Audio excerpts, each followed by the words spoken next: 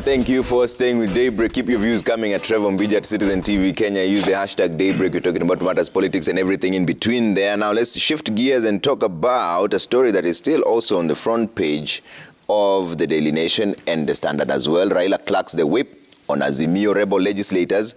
Azimio la Umoja One Kenya coalition leader Raila Odinga yesterday began a purge against rebels as he signaled the return of anti-electoral agency protests in an escalation of resistance against President William Ruto's administration. One of the beneficiaries of the purge is actually here, Honorable Edwin Sifuna, Nairobi Senator, who's now the designated Deputy Minority Whip. And Sifuna, I'll let you start off on this because there's been a conversation around it that to what end is de-whipping the members of parliament going to strengthen the opposition? Shouldn't it be the other way around, where you speak to the people, find out why they're leaving, why they're concerned, why they want to work with the government, so that you strengthen the opposition instead of cracking the whip?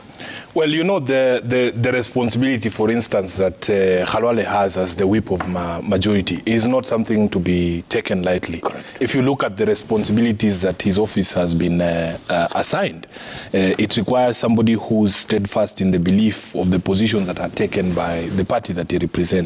It is a very dangerous thing, Trevor, to have the whip in the hands of somebody who has fundamental differences or serious departures of opinion from the coalition that he is expected to lead.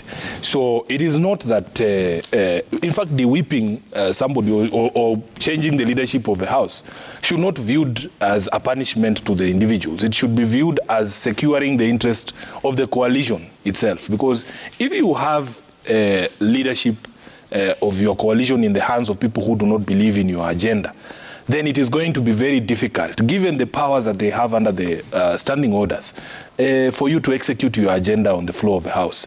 So it is not a question of, you know, people being asked what the problem is, because these same individuals never consulted the coalition when they were going to State House, for instance. Why would they demand of us something that they are not giving themselves? So they have made a conscious decision, and we respect everybody's right of association. These matters do not emanate from any political party constitution. They emanate from this constitution itself, and they emanate from the law, the Political Parties Act itself, that in fact, whenever you are advancing the interest of a political party other than the one in which you belong, you are deemed. The word is deemed. I don't know what deemed is in Kiswahili. You are deemed to have defected. It is, yeah, unachukuliwa ni kama umeenda. Yani, it is a self-executing law. It doesn't require any action on the part of anyone. It is, you are just deemed to have left. Now, the coalition has taken a position that we do not recognize William Ruto as the President of the Republic.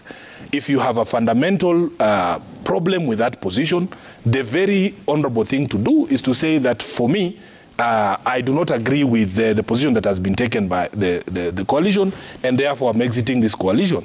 The example has been given of the time when, you know, Raila, then the member of parliament for Langata, resigned his position as MP because of a policy disagreement with Honorable Michael Kijana Wamalwa on the contents of a report of a committee on the Golden Bag scandal. Just a report.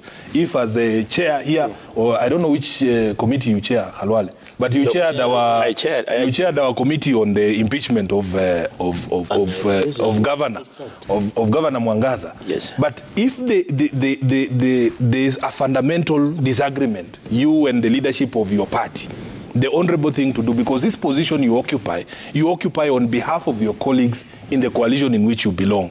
If there is a serious policy pronouncement, you know, there's a room and allowance for disagreement on a few things here and there. Yeah. But a serious policy position having been taken, if you feel strongly that your conscience will not allow, or that you feel strongly that you have an opposing view, then you cannot hold that position. So, Trevor, for us, really, it is about now solidifying our position in the House. And I have said this before, that when it comes to debate on the floor of the Senate and even in the National Assembly, it is not a matter of quantity. It is a matter of quality. You can have two legislators, just two legislators, who bring forward matters before the House that are very impactful to the people of Kenya. He will tell you, and you know, that there was a famous band of MPs called the Seven Bearded Sisters. Just 7 people, but I remembered up to today because they made a difference in advancing the cause of democracy. So what we are saying really is that it doesn't matter how many people depart. Yeah. For those of us who feel strongly that electoral justice is a matter that is on the table, please let us be allowed to prosecute that, and you are free to prosecute the other position without looking at us as if we are enemies or we are fighting. Okay. It is just a departure from, you know, the position that the coalition has taken. Okay. And nobody can force you to be in a coalition you don't want to be. Dr. Luale, isn't this a travesty to democracy? It's like cutting your nose to spite your face, right? I mean, why don't you allow them to air their grievances and tell you why they're leaving, at least, instead of just de-whipping them? What are we talking about? We are talking about the 30 members of Jubilee Party who in broad daylight addressed Kenyans and said that they were fed up with what was going on in Azimio. They even replaced their Secretary General, replaced their Vice Chairman, just to buttress the fact that they had made up their decision. I want to put it to the leaders of Jubilee in the National Assembly and the Senate that they are behaving badly. They should have been the first to resign their positions. That now that we have removed the Secretary General, we have removed the Vice Chairman, and we have chosen to work with the ruling coalition, we have now left our positions as members of the minority. They can't move to our side and still be leaders on the other side. What? So Senator Sifuna is perfectly right. What Raila Odinga did at the presser that we have seen on the media is perfectly right. I cannot, as a chief whip, support a situation whereby tomorrow some of the members of UDA will do what they are doing, and I say it's okay. The only thing I want to say, as I congratulate Senator Sifuna for becoming the deputy minority whip, and congratulate Senator Ledama for becoming the minority whip, is that they should also re-examine their hearts. Senator Sifuna, I congratulate you, but don't lose sight of the fact that ODM is a party which is founded on ethnic mobilization. Point of order. Yeah, it will give you a right of response. Right of reply. Let him finish. Right of reply will come. Don't lose sight of that fact that ODM is founded on ethnic mobilization. It is in black and white. The history supports my position. And this being the case, if it is founded on ethnic mobilization, why is ODM founded ethnic mobilization not appreciating the contribution made by Sifuna's community? It cannot be acceptable that within ODM, which is an ethnic a tool for mobilizing tribes of Kenya, that the tribes that mobilizes highest, for your information, the Waluya have more votes than the Luo. That the only thing that can be given is the deputy leader of the minority. Sifuna not only comes from the community that gives the highest number of votes in ODM, but also he is the Secretary General. Why would they take a junior man in the echelons of ODM, make him his leader? They don't appreciate. And this is why I say, Sifuna, I'm your elder. Smell the coffee. In fact, but there's no there's no coffee. There's no coffee there. in fact, no Trevor, coffee. Yes. because he has invited me to the debate on the 7 bearded sisters. Yeah. One of the 7 bearded sisters was Lawrence Sifuna. Lawrence Sifuna would not have accepted to be treated the way they are treating his son.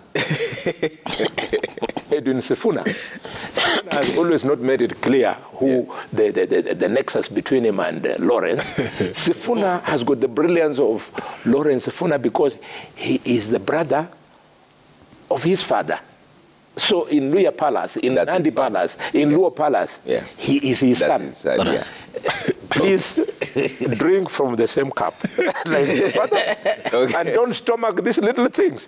Finally, but not least. Yes. Finally, but not least, I want to assure the members of Jubilee who are being mistreated in Azimio and who have made up a decision that I am now ready. The moment they formalize that request and they cross over and come to the government side, I am going to fix them in committees so that they can continue serving their people without intimidation. All right. I'll give Sifuna a right of response before I come to you. Yeah, you know, it's quite interesting. Khalwale is crying more than the bereaved. I think I have made it very clear on this show and in public that, in fact, Trevor, it has been the honor of my life to get an opportunity that not many people get to learn at the feet of political giants like Raila, like James Orengo, like, you know, the SG emeritus of a party, you know, the governor of Kisumu.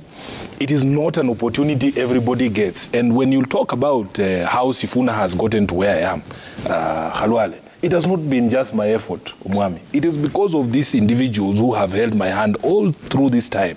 It is not every leader who can reach out and make somebody who is a nondescript politician like I was, the Secretary General of a party as large as ODM. Not many leaders do it. And even if you look from the region from which you come, you will struggle to find an example of any single person who has done what Raila has done for our community.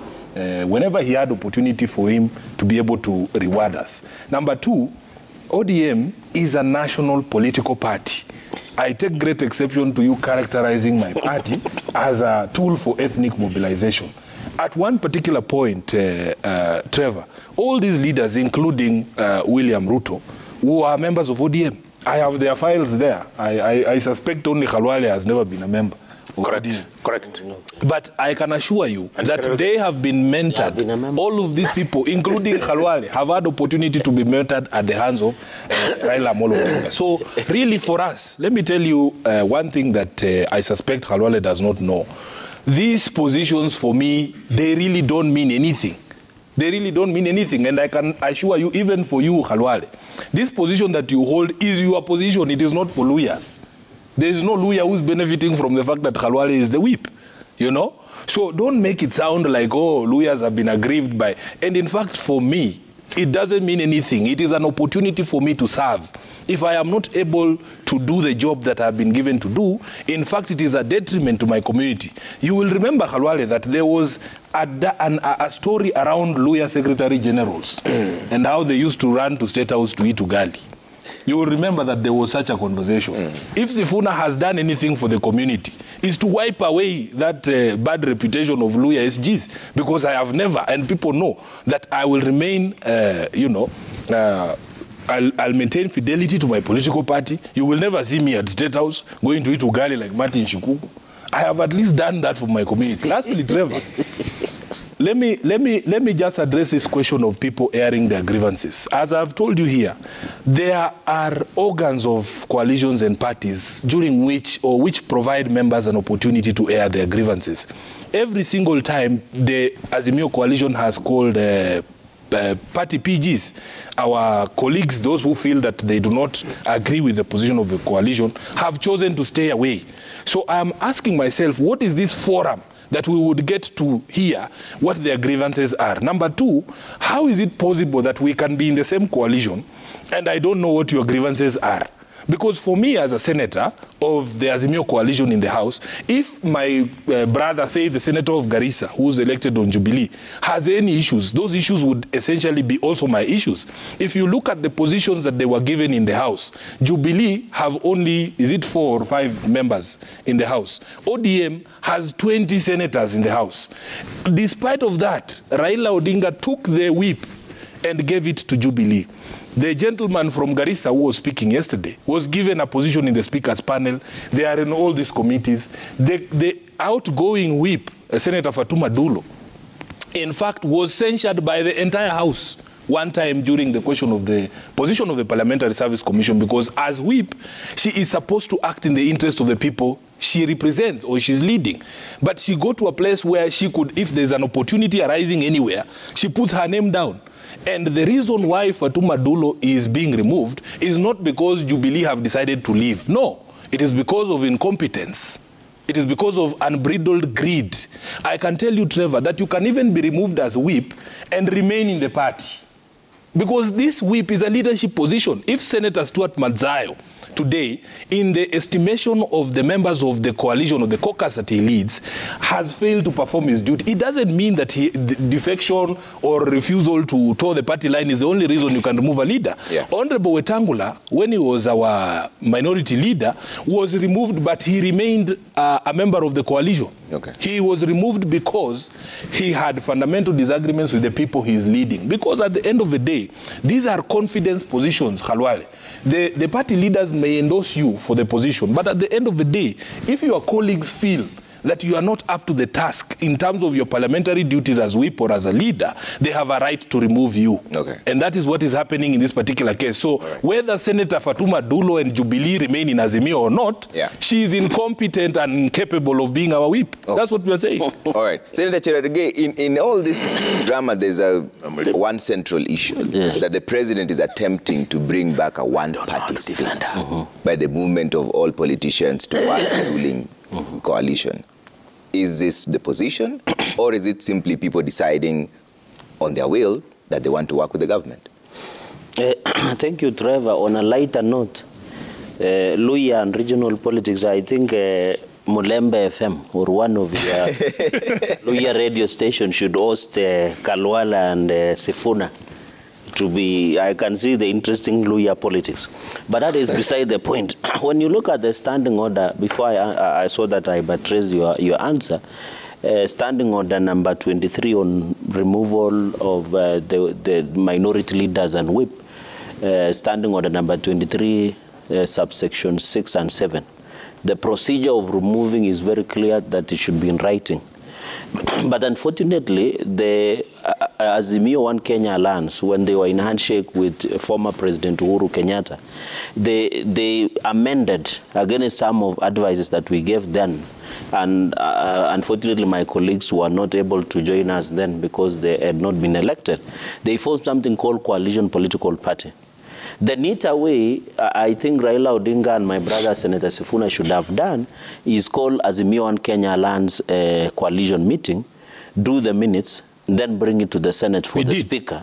And when you see the people issuing pressure, all of them virtually are from ODM party. So it looks like it is an ODM PG as opposed to Azimio One Kenya Alliance. And therefore it's failed short on threshold of standing order number 23 of the Senate standing orders. The neater way, when you look at section 14 of Political Parties Act, there is a process where you are registered, how you can move from party by advocating for another party. And you can see the Jubilee members have said that the fact that they are working with the president and in consultation for development, it does not mean in any way that they have left Azimio One Kenya Alliance. I thought the neater way, to some level I agree with Senator Sifuna's argument that some of these leadership positions are because of confidence of leaders or members that you lead. But the neater way, the ODM and Senator Sifuna, while I wish him well, as he does a coup d'etat of becoming the deputy whip and Senator Ledama, is that we should, in a way, they should have allowed the Jubilee to exit and come to Kenya Kwanza, then they can process. I don't think the Speaker of the Senate and all of us in the Senate, what we are trying to say is the rule of law. And then those changes, you remember Jubilee met and they did a National Governing Council in Nakuru. They even removed their Secretary General, which was ratified by ORPP or Registrar Office of Registrar Political Party, and it became an issue. Finally, Trevor, you know, in this country we need to be honest. We need to be fair. Raila Odinga and Kalonzo Musyoka have told governors of Azimio to work with the government of the day. When the president visited Luo Nyanza, and the president has a right to work with every Kenyan regardless of how they voted, and he has said that before. that he wants a vibrant opposition. The fact that he's working with leaders, he does not have an intention of muscling anybody or wanting to build one political party. When he went to Luo Nyanza, largely, it is the same Raila Odinga who told him, can you welcome President William Ruto and agree on development agenda? When the 9 ODM members went and visited the president to follow up on the issues that they had agreed with the president, it is only that Sifuna and his party leader Raila Odinga that objected to it. Is it because the Raila Odinga and Sifuna can answer this, that he was worried that his property value in his push for handshake with President William Ruto will come down by the fact that other leaders are working directly with the president? So I can confirm to you that the president is not interested in creating one-party state from where I sit, and I know the president has said is ready to work with all the leaders for the benefit of Kenyans. And that one does not, when you look under Article 37, 38 on political rights, if any political party feels today that they have same ideologies as Kenya Kwanza, they are free, even within Azimio One Kenya Alliance, even if there are other political affiliate parties within Kenya Kwanza, and they feel that they have same ideologies with Azimio One Kenya Alliance, and there is pre- and post-coalition agreement as per the law.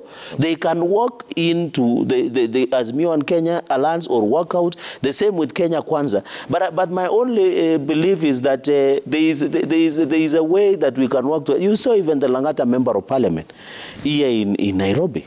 I'm not, and you know, Sifuna has been on different forums, says that you must not go to State House to get development because everybody is a taxpayer. We agree with that. But that one does not mean when you go to consult, like the summit of Council of Governors that the President had in Naivasha, with all the governors, even Governor Gladys Wanga, Azimio, governors, the SG Emeritus, Professor Anyang' Nyong'o. Anyang' Nyong'o was sitting with the president to plan development and working between the relationship between the national government and the county governments, was sitting.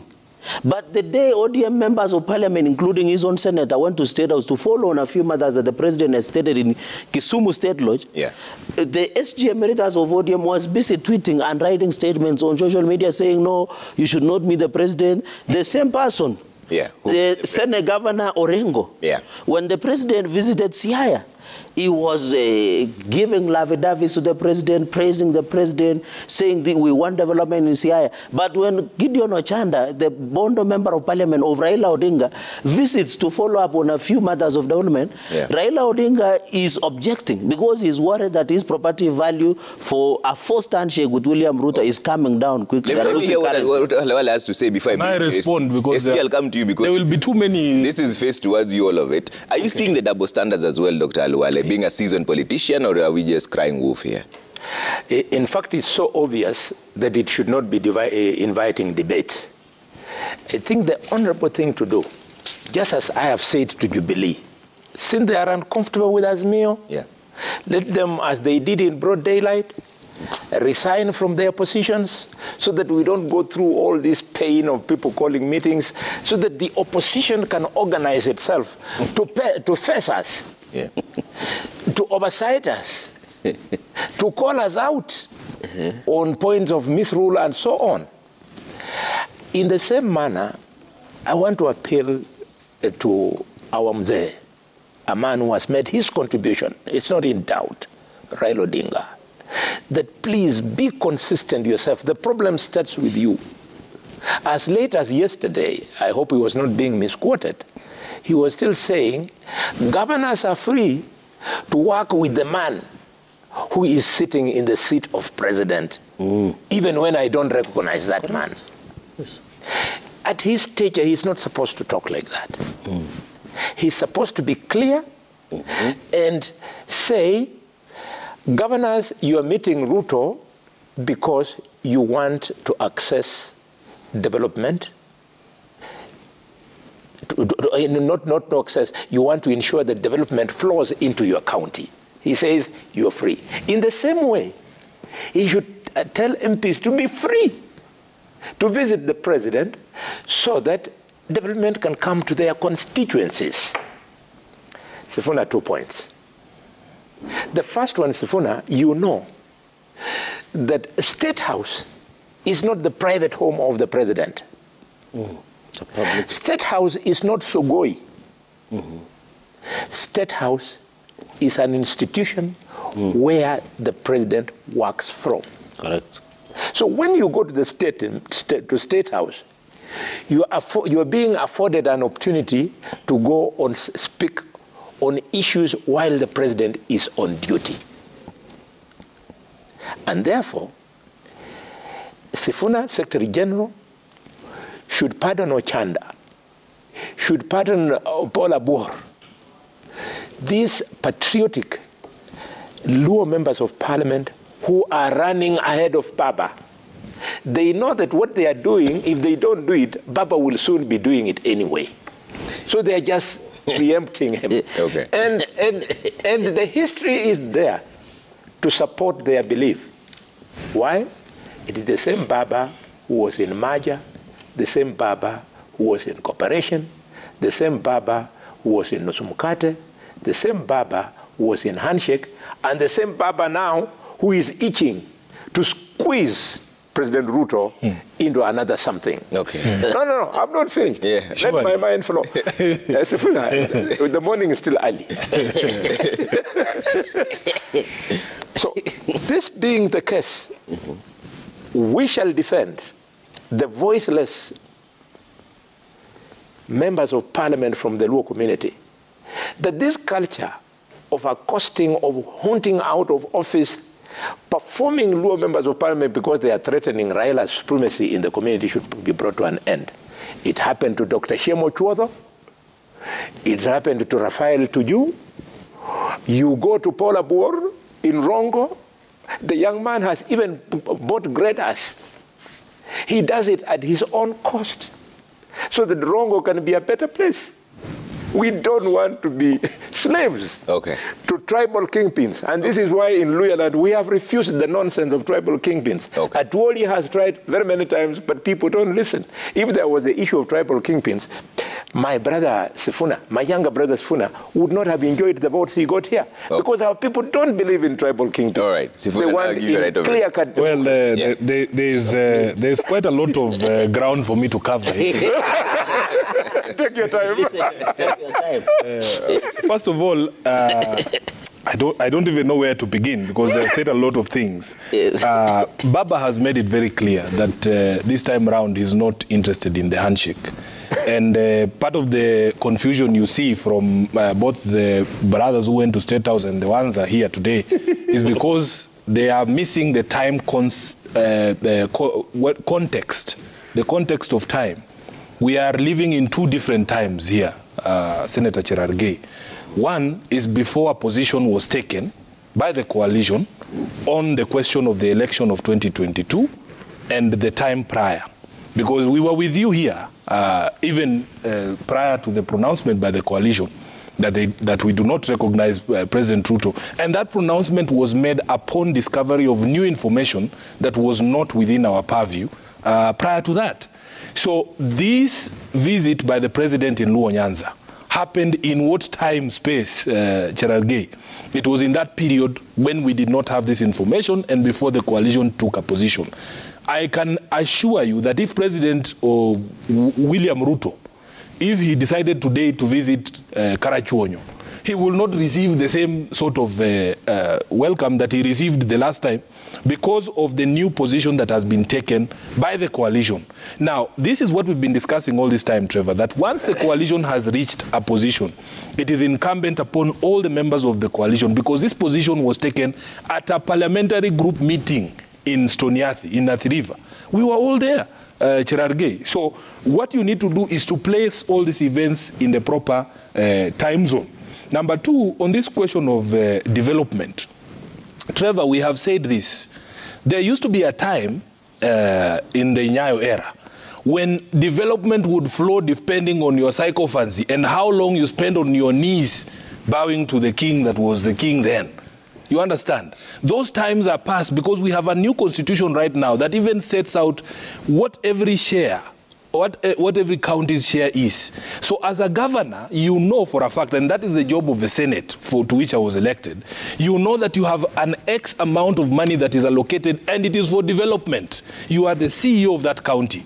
William Ruto cannot do anything about that amount of money because it is here. It is set in the constitution that we have devolved system of government. These members of parliament have responsibilities. The responsibilities of senators are set out. There is nowhere, Khalwale, in this document where the responsibility of a senator is to follow up on promises made by the executive. So you cannot tell me that Senator of Kisumu was there to follow up on development. Which development was he following up on?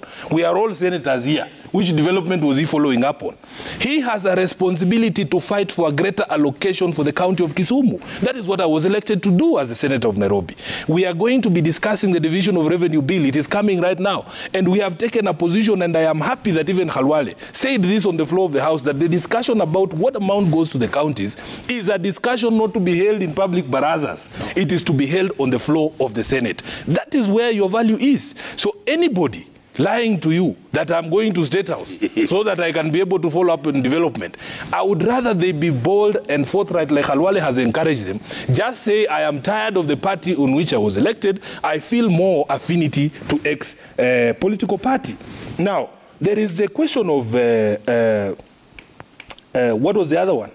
The question of this replacement of the Senate leadership. You can see what Cherargei is trying to do here. Because yesterday there was a travesty in the House, a serious breach of the rules of the House. And we want actually today, we will be putting Speaker Kingi on notice that that house is not his house. I did not spend all the time that I have spent canvassing for votes here in Nairobi to receive 716,000 votes to be gagged by somebody who was never elected by anybody in the House in the name of a speaker. His job is to enforce the rules. His job is to enforce the rules. The rules are clear. If you look at standing order number 23, Trevor, it says that a leader or a whip may be removed by a majority of the votes of the senators belonging to the minority party. I have told you that in the minority party, we have 20 ODM senators, 4 from Wiper, and 5 from our former friends in Jubilee. That's a total of 29. It doesn't matter which angle you take a picture of the Senate PG. Of course, the ODM senators are always going to be more because there's 20 of us. But that does not mean that it is a decision of ODM. So what is required is for us to be able to tender a decision that has been taken by the minority to the Speaker. His role is singular, to pronounce or make an announcement on the floor of the House. Yesterday, instead of reading what the minority party has resolved, he opens the matter up for debate. In fact, he allows the majority leader to say things that he's not allowed to say. They want to be the ones to impose the leadership on the minority side. It is like the Speaker has become Cherargei's majority leader's puppet, Senator Cheruiyot's puppet, because Senator Cheruiyot has no business in the leadership of the minority side. So what they are doing, and the Speaker, without any basis in law, he says that today he's going to make a ruling. A ruling on what? There is no controversy before the House. We have made a decision as a minority. All he needs to do is to respect that minority decision. And finally, Trevor, we are not going to be cowed. We don't fear Speaker Kingi. You know, he imagines that we fear him. We do not fear him. We are telling him that that house belongs to us. He's supposed to be an independent arbiter of the debate on the floor. And in fact, in the first session, we did very well. Because Khalwale here, and Cherargei will agree with me, Kenyans have serious matters and they are looking upon the leadership to be able to deliver. We have serious matters. I saw a motion yesterday from my brother, Senator Chute, on trying to reduce the cost of electricity. We have the division of revenue coming up. Yeah. We cannot spend time on trivialities. Okay. Speaker Kingi has allowed the Senate to degenerate into a circus. Okay. So what we want to see is respect for the rule of law. If that is what they are saying, we agree. All right. Let the Speaker respect the standing orders. All right. Dr. Luale, you're one of the senior most senators there. Was there an overstep by the Speaker? There are two truths. Yeah. The first truth is what Senator Sifuna has said, that the Speaker has no entry point whatsoever in managing the affairs of either the minority or the majority side of the House. He must and he shall forever keep out of it. That is a truth. Okay. The second truth is that the Speaker promised that he's going to make a ruling today. On what? And this is where I come in. And Sfuna, bear with me. You don't know this one. The reason why, and if you noticed yesterday I didn't speak on this point, the reason why the Speaker is invited to make a decision today is that the Senator of Kilifi broke standing order number 123, which provides that a senator who gives a falsehood to the House is grossly out of order. What falsehood did he advance? He did not inform his colleagues that while we were in the Senate Business Committee, this matter was brought. And the Speaker told Senator Madayo that go and write to the Speaker and give us the names of the changes you want, and we shall process it in the normal manner. Why? Because on our side, Senator Aaron Cheruiyot had done exactly like that. And it had been acted upon. What Madayo was fighting for, misleading his colleagues, was that having been acted upon, the request by Aaron Cheruiyot, similarly his should have been processed. But he forgot that processing that matter cannot be done like instant coffee. It requires, Sifuna, just hold your horse. If I'm wrong, you can see I'm using all my strength to hold my horses. I'm already No. However, the processing includes that upon receiving the changes that the minority side will have made, the Senate Business Committee will have to be convened. And then the matter will then be adopted by the committee and be marked to be included on the order paper. Until that time is reached, there is nothing the Speaker can do. The Speaker cannot put the request by the minority onto the order paper without the decision of the Senate Business Committee. I expect that either today or first thing on Tuesday when we sit, the Senate Business Committee will be convened, and the communication from their side to the Speaker will be brought before us. We will list it for business, and I can assure you the Speaker is not going to oppose them. The Speaker will accept whatever the minority will have said, on condition that the House business will have given it time for debate. So this is just there is no such process. The Speaker is not trying to make a decision so as to decide on whether it is right or wrong for the minority side to change leadership on their side. All he's doing is that, please give it to me, let me process it, and let the House decide. And when the House meets... not a decision on who should be where. It's no, he has no power. Just like yesterday, Senator Sifuna, we did not need you for us to effect the changes that we made on our side. You will also not need us, because we cannot stop you from replacing a person who you wish to replace. On our side, we changed quite a number of people. Even Senator Serargei here, he lost a committee because we were informed by the fact that in Bungoma, a new senator has come. In Elekeo Marakwet, a new senator has come. Senator Esther Olekunyuri came in belatedly.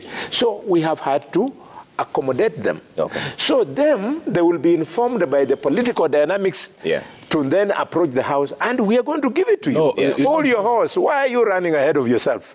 So, Trevor, there's only one problem, and Senator Khalwale is a more seasoned, parliamentarian than me. He knows that everything in the House is guided by this document. Yes.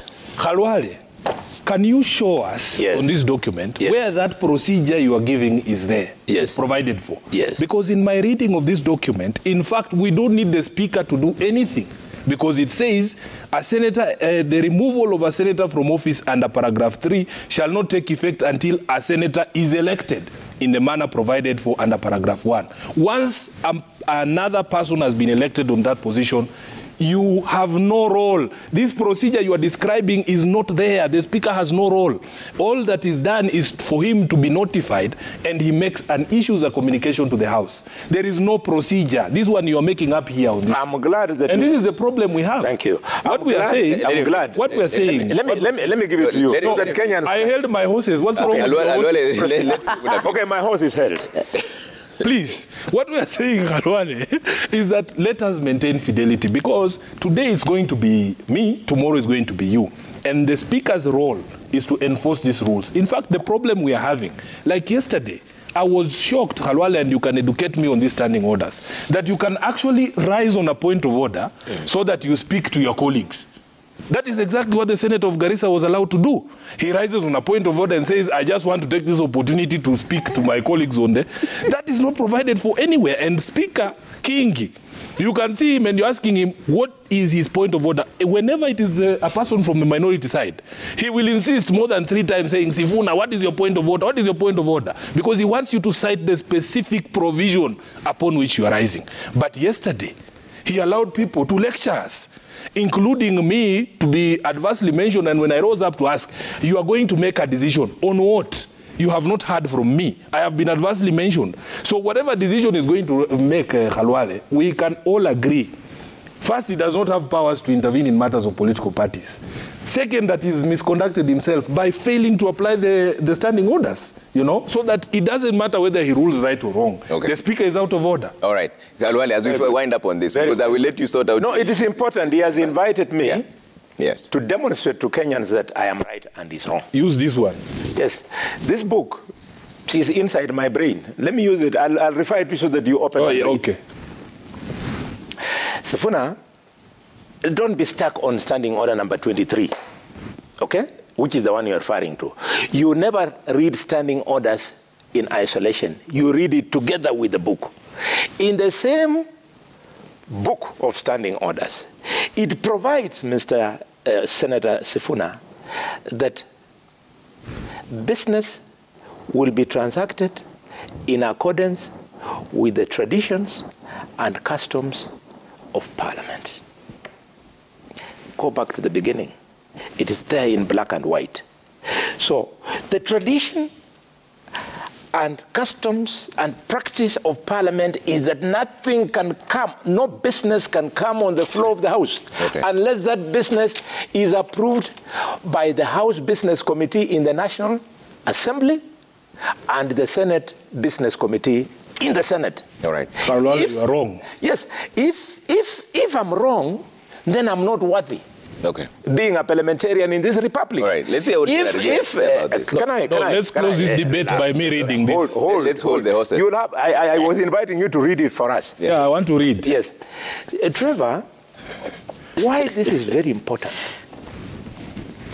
is that if there was no provision that the House Business Committee approves business, it would mean you walk into the House and any matter becomes the business of the House. The standing orders are so explicit that they have even put timelines as to when a matter which has come before the House Business Committee shall find its way onto the order paper. Okay. That is called the practice, tradition, and customs of transacting parliamentary business. All right. Learn from us. All right. Now, can I just read? I just want to read. Please, allow me to read this standing order that you're referring to. Just let me read. Let him. Trevor, you only go to customs, procedures, and traditions of Parliament. This is standing order number 1. Yes, that's what I told you at the beginning. Yes. In all cases where matters are not expressly provided for by these standing orders, the matter of replacement of the leadership of the Senate is expressly provided for under Standing Order 23. This is not a matter for tradition. It is not a matter for procedures and customs because it is expressly provided for. Ni naweza ongea Kiluya huyu jamaa leo. Omwana. Nebandika nano ali okoloruri so chama kwa custom tawe. No, that's why that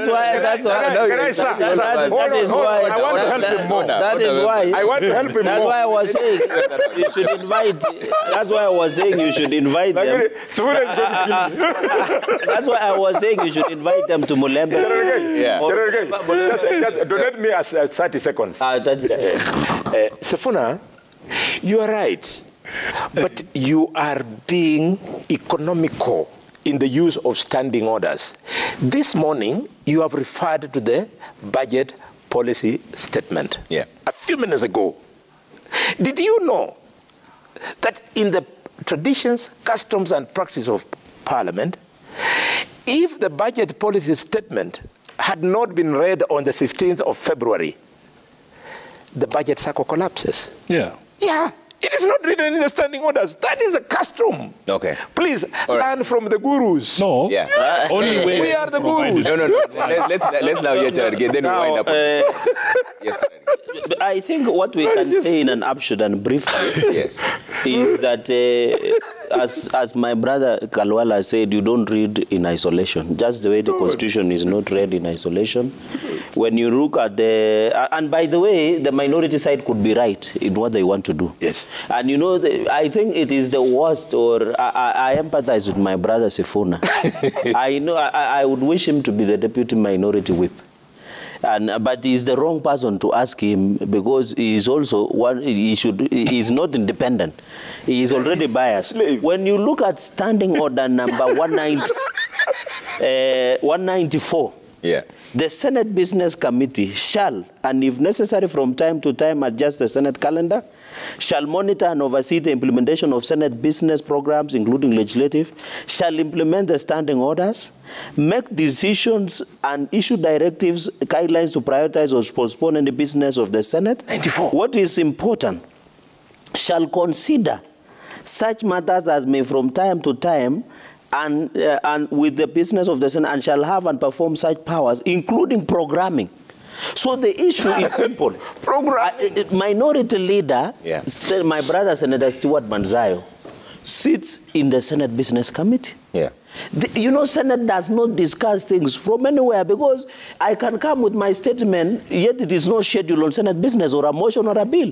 It must be scheduled in the Senate business. My advice to Senator Sifuna, and he will talk to minority leader Senator Stewart Manzayo, just follow the procedure. Okay. Because, by the way, the Speaker, to be honest, and I agree with them, does not have a role on such matter. Okay. It's just to communicate, but you must comply with the standing orders and the rules of the House. All right. And you know, when they say they want to put the Speaker on notice, who are they? We are the owners of the House. Is the authority. No, but we are the owners of the House. And you know, they don't have numbers. Even if they want to do anything, the worst they can do is to speak or walk out of the Senate. Okay. But they can do nothing to the Speaker.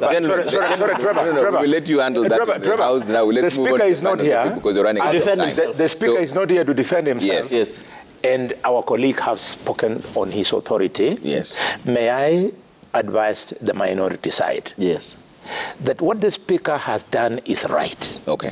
And number two, he did it in accordance with the standing orders. Okay. And number three, if you have an issue to do with the Speaker, including what you are imputing, you don't do it from the studios of Royal Media. Where do we do it? You move a motion. We are going to do it. You move a motion. Yes. We are to going to censor do him. it. Okay. And you're free under the standing orders to bring the numbers. As standing Remove the orders for Speaker. Royal Media. What are the standing orders? we can discuss anything here. You have told us to discuss this issue. No, but to put unanswered. You will handle that in the chambers. Let's talk about a final topic here before we wind up this conversation. And I'll come with you to use Senator Sifuna. You said that there's going to be prayers Yes. IEBC. Yes. When is this, and which form is it going to take? This is in relation to I don't think are there standing orders for prayers? No. I mean, what do you mean by what form shall they take? I don't think you can prescribe or try to limit the manner or the conduct of prayers. People have been praying all this time. I don't remember you asking these questions. This is a serious conversation because there's an allegation that sometimes when it's right in the middle of the streets, right? University Way. You said it's going to happen outside the IBC headquarters. Is there a place prescribed for prayer? Is that what you are saying? Has that place been coded? No. As far as I know the law, Khalwale, you can pray anywhere. There is no prescription in the law on where you can conduct prayers. We have seen William Ruto conduct prayers in stadia. We have seen him in open fields. We have seen him in churches. We have even seen him on streets praying. Is back in the middle of That's what I'm saying. He has prayed on streets. I've seen it. What I am telling you, Trevor, is that there is no way you can legislate matters of faith. And you will not curtail our freedom of conscience to be able to pray whenever and wherever we want to, you know? So whether we decide that we are going to pray in Jivaji Gardens, which is smack in the middle of town, or if we want to do the prayers on outside the IEBC, which is a public office, we are prepared to do it. And by the way, every time I visit the IEBC, at least when Chebukati was still there, every meeting used to open with a prayer. In fact, they have a corporate prayer at IEBC. So I don't know what you're saying. We will have prayers outside IEBC next week. Because for us, everybody has their priorities in terms of prayer. Okay. People have been given natural resources to be able to make a change in the lives of their people. They say they are calling prayers for rains. Then, for us, we believe that without electoral justice in this country, we are not going to have a country. So we are going to pray for electoral justice. And the scene of the crime is the best place, because if God is going to send a miracle, we don't want it to be diverted.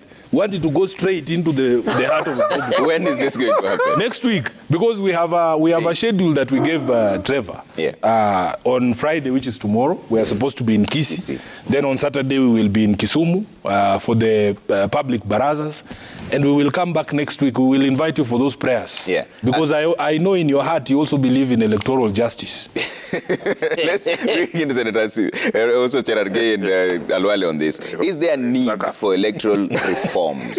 That is the direct question, because there seems to be some level of interference in one way or another. The opposition side says there was interference. Now we can see even on the front page of the Daily Nation and the Standard that Israeli hackers meddled in elections. This is from a Guardian conversation. Is there a need for electoral reforms from where you sit? From where I sit, I remember last time, and I had an advantage of chairing JLAC at some point. And at that time, we were doing electoral audit immediately after 2017 elections. And you remember Maraga had ruled against the re-election of President Uhuru. We did an audit. And one of the requests that we made then was that we should at least ensure that commissioners are in office early enough. In fact, suggestions from stakeholders that we are working, like ELOC, had suggested that we do it 2 years, and then the changes to election laws should not be done in the same year. But unfortunately, the handshake government that just left the scene decided to sponsor amendment of electoral laws, including political parties, coalition party amendment that was done late last year. So when you talk about electoral reforms, I think we have enough laws. We have enough system. What we are lacking in this country is people to accept that when you go to a contest and you lose, you accept the voice of Kenyans. Because, by the way, voting does not happen in IEBC. The IEBC don't vote for anybody, including us senators or the president. What happens in the IEBC is they manage and process the elections towards that end. And those were the suggestions when I was the chair JLAC, before, of course, I was the whip.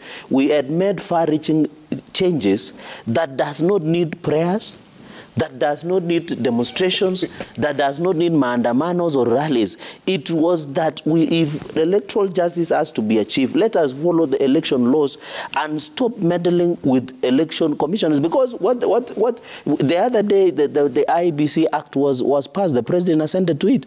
The only way one minority side and Azimio and Kenya Land should have done was to ensure they fight that law so that it does not pass. But now that it had passed and provide on the panel of selection of IEBC, the president is just following the law. But what Tinga and Sifuna are trying to do, by the way, that is where they're headed, is to bring an IPPG format where they're saying, no, you ignore the law, don't worry about selection panel.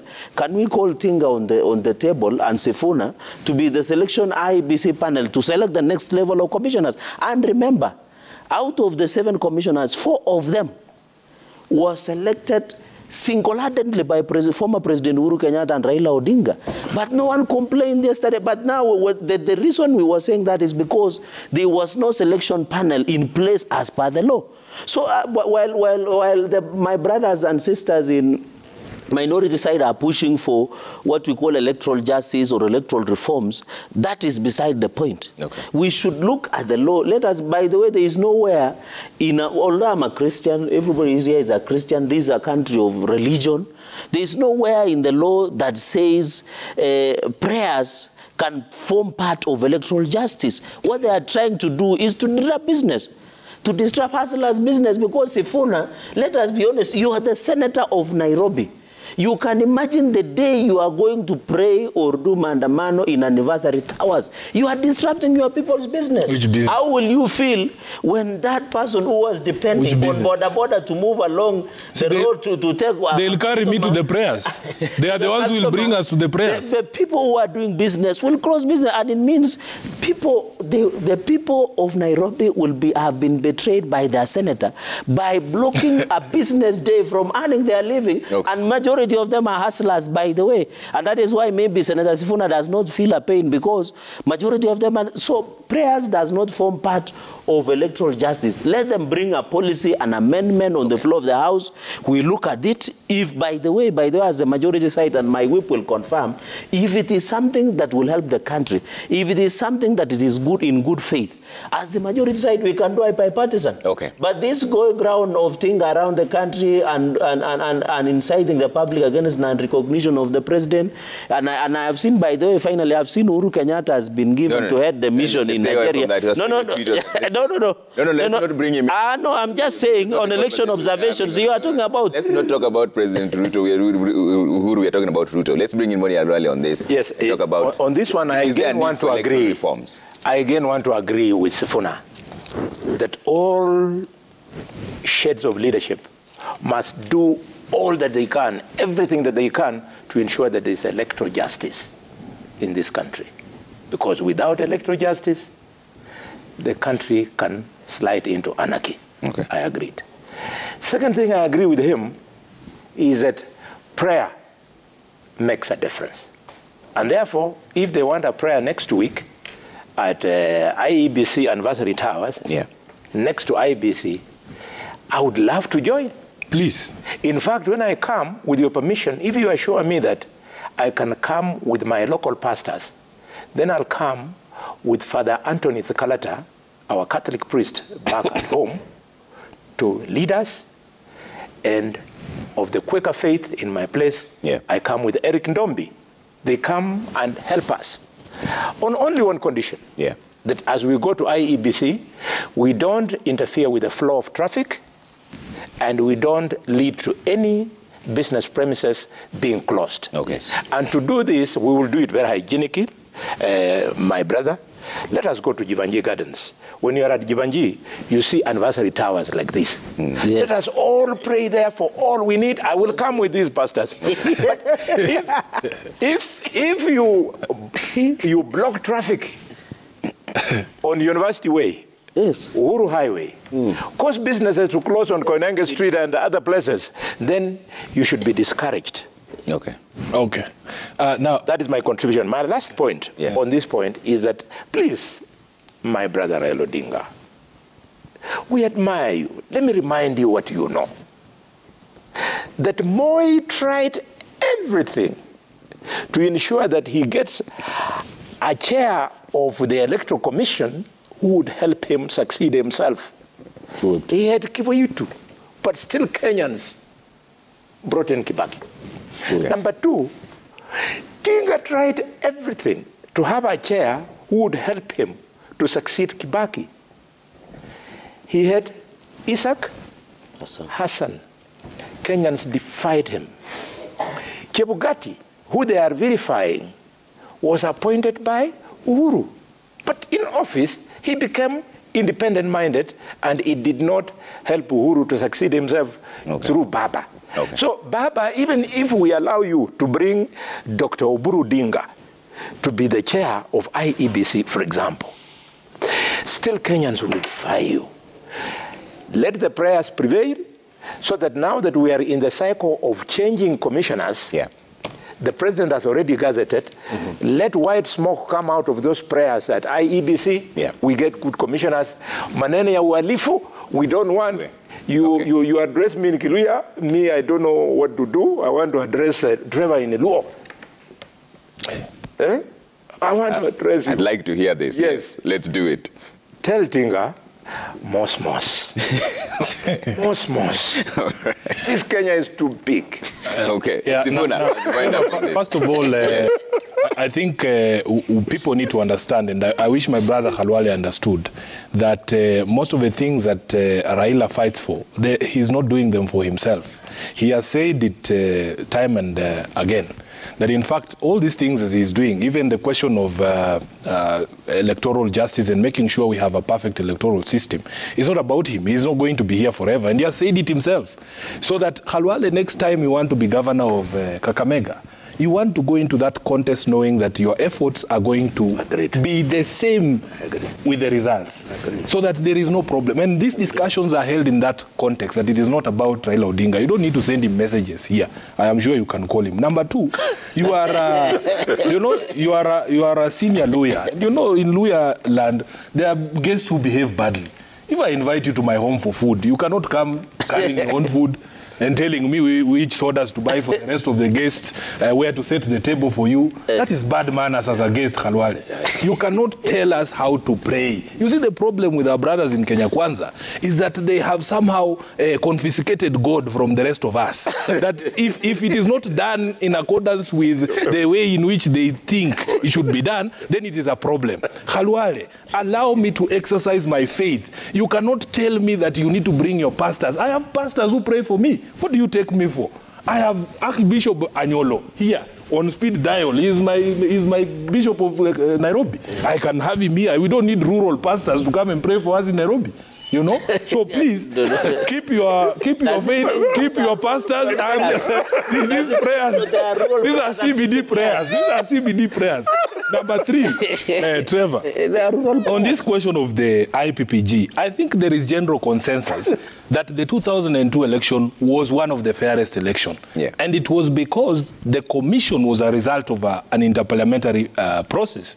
I made the argument, and Gerard Gay was misleading us here by saying that the leadership of the minority party did not fight against this bill.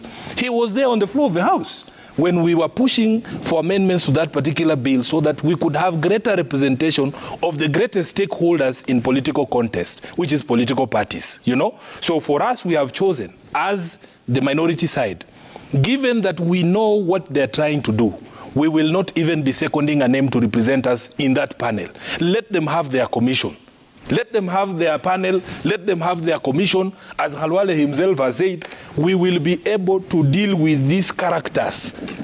We will be able to deal with them in the manner in which we know how. But I am saying, there is no conversation that we will be left out, because this is our country, Gerard Gay. It doesn't matter which laws you come up with. These laws are not meant to be an end on themselves. They're supposed to serve us as Kenyans. So if a law is passed that is unjust, and we have deemed it unjust, we are going to do something about it. But let me ask him a question in closing. I don't want to close the program. What I'm asking him, then what is the essence of parliament? Should we disband parliament and be going to rallies to make the laws? That's a good question. That is a good question, Gerard Gay. The people making parliament are a toothless dog are those going after members of parliament in the opposition. Are those people who think that because they were elected on the ruling party's ticket, they are an extension of the executive. We should be an independent house. When matters are brought to you by the executive, Omwami, can you please be objective? Not just follow because they have come from the UDA party. You know, when this division of revenue bill comes, and Khalwale has put the case very clearly, it is for you and me as senators to increase the allocation to the counties. Your deputy president, I hope the pronouncement he's making is not going to bear on you as a senator of Nandi to deny the people of Nandi the revenue that they require. But I have history having fought for division of revenue were there. Secondly and finally, is that Sifuna, you know, he cannot have his cake and eat it. A few minutes ago, he was bastardizing and condemning Jubilee for standing with government.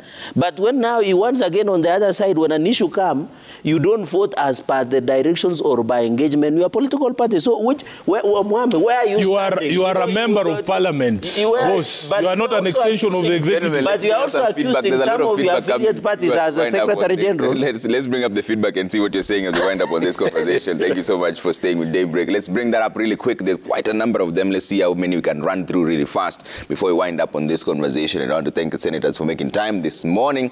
Reverend Harikos Gay says, what a sober debate. God bless you all. And every leader has the right where to be de-whipping them will make them more popular. Okay. Let's see what else you're saying. Eddie Jawuzi says, on the issue of the president wanting to bring back a one-party system, what if all people decide to willingly join UDA? Will it still be blamed on Ruto? Okay. That's right. Babu Michael says, it is unfortunate that in the near future it will become very difficult to differentiate between political rallies and prayer gatherings because what is being said in both events are the same. Not that we oppose prayers. Okay. Tyson says, once a government has been formed, except the cabinet secretaries, all other people, including the senators, should check the government. We have senators who have to worship the president instead of checking him. Incompetence in every corner. Okay. Onyimbo says, I like the panel. Sober discussions, and that's Boni Alwale and Sifuna, Cherargei. The Kenya we want is here with us. Freedom of speech and thought. Godi Baraza says, the political trajectory that the country is taking is detrimental and unhelpful. It's time both political divides minimize politicking and focused on real issues affecting Kenyans. All right? Let's take the last one here because of time. Peter says, working with government of the day is for the benefit of constituents. Therefore, the whipping them is malicious and acceptable. And Indimulika, he also says, I love the discussion today. That's the Kenya Secondary School Heads Association. My two brothers, Honorable Senator Sifuna and Galwale, have shown you that there can be confrontation without being violent. Senator Sifuna and Cherargei, good, insightful discussion. Thumbs up, Senators. Thank you so much for making time this morning. Honorable Edwin Sifuna, Nairobi Senator, and the Deputy Minority Whip Designate, Boni Halwale, Kakamega Senator, and Honorable Samson Cherargei, Nandi Senator. Thank you so much for making time. Let's take that break now. Cooking Tips is coming up next.